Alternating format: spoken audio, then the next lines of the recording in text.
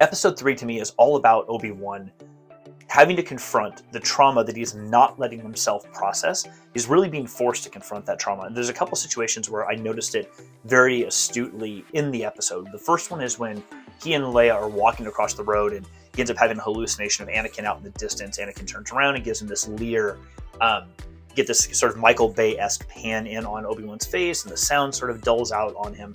And it just really indicates to me that he's being forced in moments that he's not prepared for to confront this trauma, but he's still trying to repress it and push it away. He even snaps at Leia a couple times, and it just out of a reaction to these feelings that he doesn't want to have to deal with. The other situation I noticed it heavily in is towards the end of the episode when he's running away from Vader in the mine itself at night.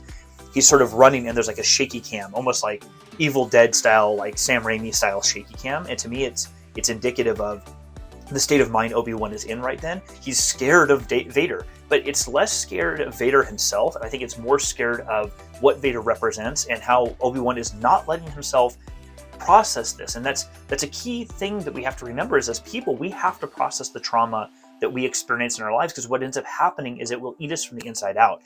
Conversely, Vader is forced to confront his trauma on a daily basis, every day of his entire life.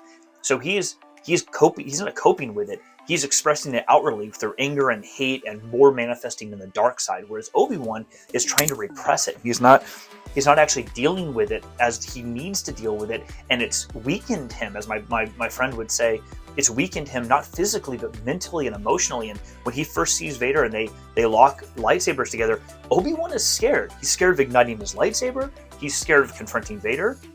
He's just in this sort of reduced state because he's not processing his trauma.